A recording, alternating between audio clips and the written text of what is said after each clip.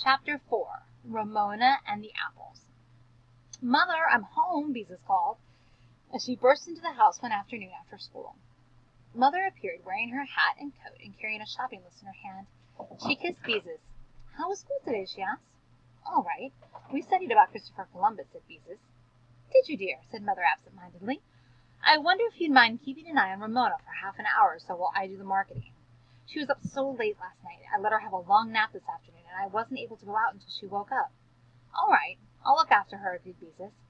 "I told her she could have 2 marshmallows," said Mother as she left the house. Ramona came out of the kitchen with a marshmallow in each hand.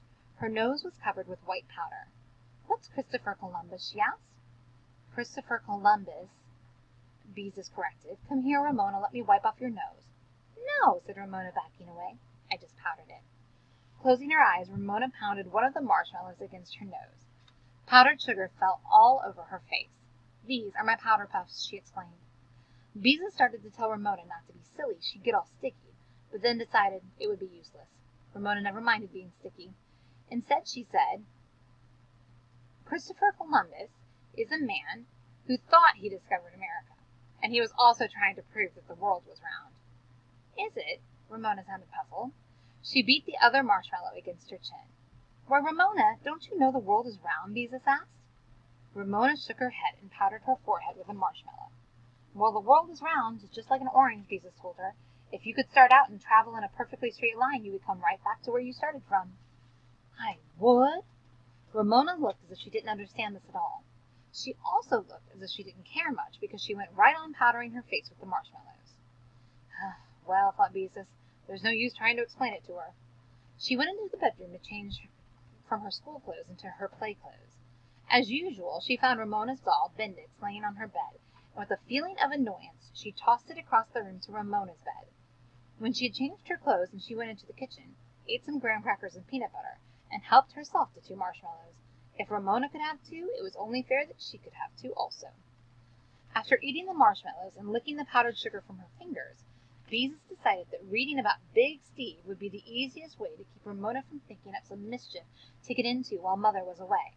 "Come here, Ramona," she said as she went into the living room. "I'll read to you." Well, there was no answer. Ramona was not there.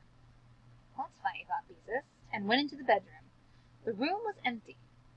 "I wonder where she could be," said beezus to herself. She looked in Mother and Father's room. No one was there. "Ramona?" she called. No answer. "Ramona? Where are you?" Still no answer. Beezus was worried. She did not think Ramona had left the house, because she had not heard any of the doors open and close. Oh, still with Ramona, you never know. Maybe she was hiding. Beezus looked under the beds. No Ramona. She looked into the bedroom closets, the hall closet, the linen closet, even the broom closet. Still no Ramona. She ran upstairs to the attic and looked behind the trunks. Then she ran downstairs to the basement. "Ramona?" she called anxiously as she peered around in the dim light. The basement was an eerie place with its gray cement walls and the grotesque white arms of the furniture reaching out in all directions. Except for a faint sound from the pilot light, everything was silent. Suddenly the furnace lit itself with such a whoosh that beezus, her heart pounding, turned and ran upstairs. Even though she knew it was only the furnace, she could not help being frightened. The house seemed so empty when no one answered her calls. Uneasily, beezus sat down in the living room to try to think why she listened to the silence. She must not get panicky. Ramona couldn't be far away, and if she didn't turn up soon, she would telephone the police the way Mother did the time Ramona got lost because she started out to find a pot of gold at the end of a rainbow. Thinking of the rainbow reminded beezus of her attempt to explain to Ramona that the world is round like an orange. Ramona hadn't looked as if she understood, but sometimes it was hard to tell about Ramona. Maybe she just understood the part about coming back where she started from. If Ramona set out to walk to the end of the rainbow, she could easily decide to try walking around the world. That was exactly what she must have done. The idea frightened beezus. How would she ever find Ramona? And what would Mother say when she came home and found Ramona gone? To think of Ramona walking in a straight line, hoping to go straight around the world and come back where she started from, trying to cross busy streets alone, honked at by trucks, barked at by strange dogs, tired, hungry. "I can't just sit here," thought beezus. "I've got to go do something. I'll run out and look up and down the street. She can't have gone far." At that moment, Beezus heard a noise. She thought it came from the basement, but she was not certain. Tiptoeing to the cold air intake in the hall, she bent over and listened. Sure enough, a noise so faint she could scarcely hear it come up through the furnace pipe. So the house wasn't empty after all. Oh, just wait until she got a hold of Ramona. Beezus snapped on the basement light and ran down the steps. "Ramona, come out," she ordered. "I know you're here." The only answer was a chomping sound from the corner of the basement. Beezus ran around the furnace, and there in the dimly lit corner sat Ramona, eating an apple. Beezus was so relieved to see Ramona safe, and at the same time so angry with her for hiding, that she couldn't say anything. She just sat there, filled with exasperated, mixed-up feelings that Ramona so often gave her. "Hello," said Ramona through a bite of apple. "Ramona Geraldine Quimby," exclaimed Beezus, when she had found her voice. "What do you think you're doing?" "Playing hide and seek," answered Ramona. "Well, I'm not," snapped Beezus. "It takes two to play hide and seek." "You found me," Ramona pointed out.